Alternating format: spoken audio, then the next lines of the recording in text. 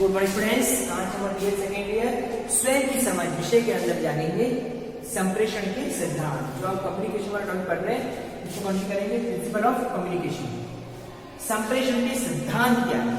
तो जैसा कि हमने जाना कि व्यक्ति के विचार होते हैं, अपनी भावनाएं होती है, अपने संप्रदाय होते हैं। जब वह दूसरे को ट्रांसफर करता है, दूसरे को प्रेषित करता है, तो वो कम्युनिकेशन या संप्रेषण कहलाता है। इसका अर्थ और बाकी प्रकृति के बारे में तो समझ लिया है। अब इसके सिद्धांत क्या है, इसको आज हम क्लास में जानेंगे कि संप्रेषण किस तरीके से देखने को मिलता है।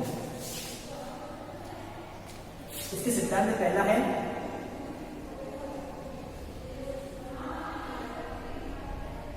सजगता का सिद्धांत। संप्रेषण का जो सिद्धांत है वो सजगता का सिद्धांत है। सजगता का मतलब ये कि जब सामने वाले को कोई संदेश भेजा जाता है या कोई बात की जाती है तो उसका सजग यानी उसका एक्टिव होना जरूरी है। अगर सामने वाला ही एक्टिव नहीं है तो वो संप्रेषण प्रभावी नहीं होगा या संप्रेषण हो ही नहीं सकता। जब तक सामने वाला उसकी बातों को समझेगा नहीं, सुनेगा नहीं, तो संप्रेषण कैसे माना जाएगा। इसलिए वो तभी है जब उसमें सजगता बनी हुई रहती है। तो इसको हम इस तरीके से समझेंगे, जो संप्रेषण करता है यानी कि संप्रेषण देने वाला, उस संप्रेषणकर्ता को सजग यानी कि एक्टिवनेस बना रहना पड़ता है।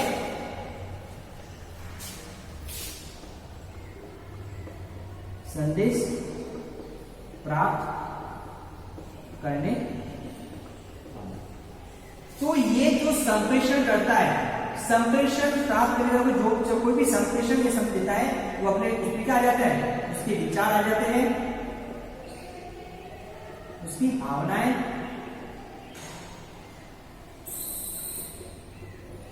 सब करते हैं। ये जो चीजें आती है, ठीक है, जो संप्रेषण करता देता है, तो इसमें इसका सजग रहना जरूरी है, यानी कि वो यहाँ पर एक्टिव रहेगा।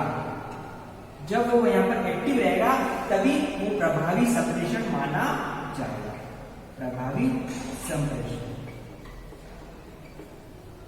अगर वो यहाँ पर एक्टिव नहीं है तो फिर संप्रेषण की प्रक्रिया संभव हो नहीं हो पाएगी। इसलिए यह सजगता के सिद्धांत को फॉलो करते हैं।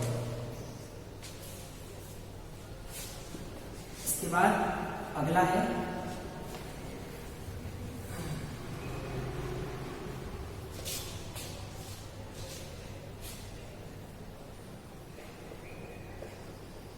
योग्यता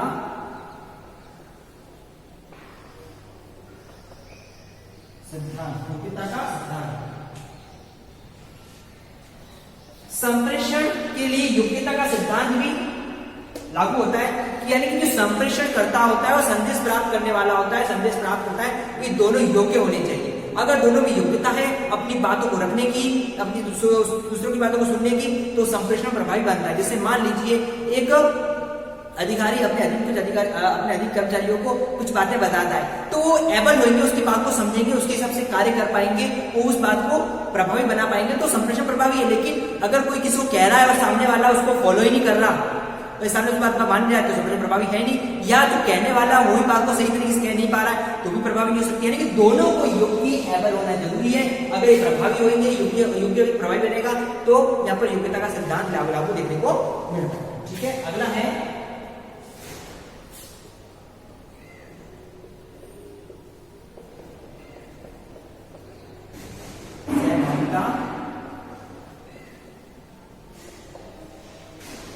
सहभागिता का सिद्धांत।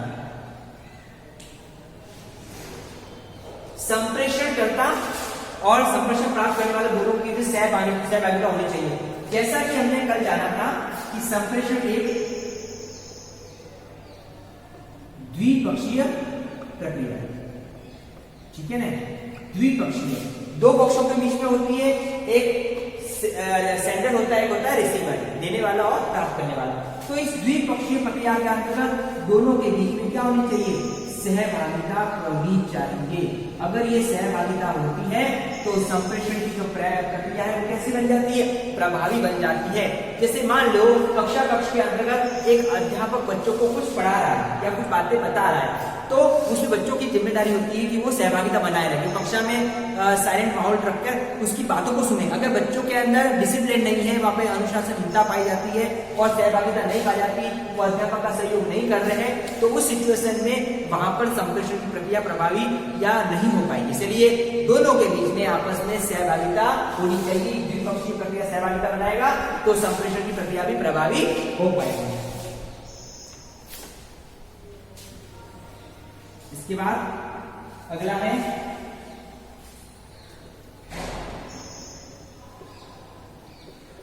उचित सामग्री सिद्धांत। उचित सामग्री का सिद्धांत। संप्रेषण के लिए मान लो जो कम्युनिकेशन कर रहा है उसके लिए उचित सामग्री यानी कि जो जरूरी है अगर वो वहां पर है, संप्रेषण हम आगे पढ़ेंगे, शाब्दिक और शाब्दिक तौर पर भी आएंगे, तो अशाब्दिक तौर पर हो सकता है और शाब्दिक तौर पर कुछ उचित सामग्री होती है, ठीक है। तो उन सामग्रियों की अगर अभाव रहता है तो संप्रेषण प्रक्रिया प्रभावी नहीं हो पाती, इसलिए जो जरूरी है वो वहां पर होना भी चाहिए, ठीक है। अगला है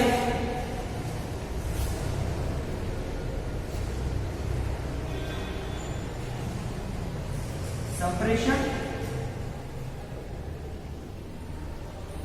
माध्यम सिद्धांत। संप्रेषण माध्यम का सिद्धांत। संप्रेषण के लिए कोई ना कोई माध्यम होना जरूरी है, कोई तरीका होना चाहिए। तो सबसे पहला जो तरीका वो भाषा है, बिना भाषा के संप्रेषण होगा नहीं। अगर जो संप्रेषण द्विपक्षीय है तो दोनों के बीच एक भाषा होती है तो संप्रेषण प्रभावी होता है। मान लीजिए जो बोलने वाला है वह सामने वाला समझ नहीं पा रहा उसकी भाषा को, वो माध्यम सही नहीं है तो संप्रेषण प्रभावी नहीं है। तो जो तरीका है वो तरीका होनी चाहिए, जैसे कि विद्युत को प्रवाह करने के लिए जो उसकी धारा होती है उसमें तारों के माध्यम से प्रवाहित होती है, तो जो तार के माध्यम से प्रवाहित होती है, तो इस तरह से कोई ना कोई तरीका होना चाहिए संप्रेषण को देने का। जो वो प्रवाह और धारा सही बहेगी तो संप्रेषण की प्रक्रिया भी प्रभावी तौर पर देखने को मिलेगी। इसलिए दोनों के बीच में प्रवाह सही होना चाहिए। अगला पृष्ठ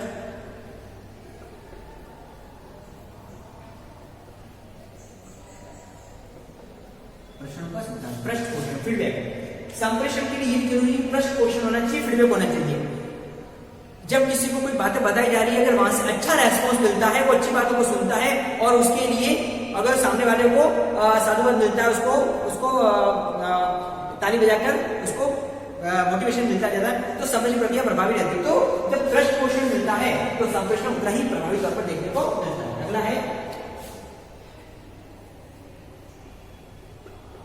सहायक एवं बाधक तत्वों का सिद्धांत। संप्रेषण की जो प्रक्रिया है वो सहायक और बाधक तत्वों पर भी कार्य करती है।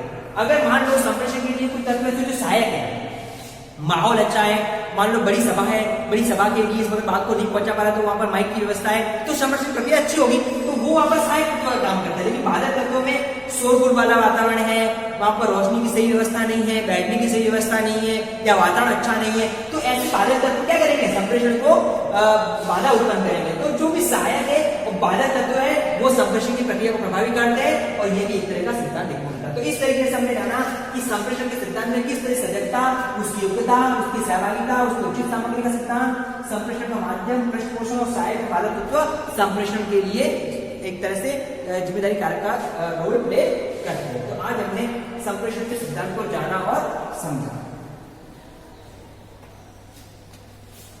अब इसको समझने के बाद इसके रिगार्डिंग आपका होमवर्क है।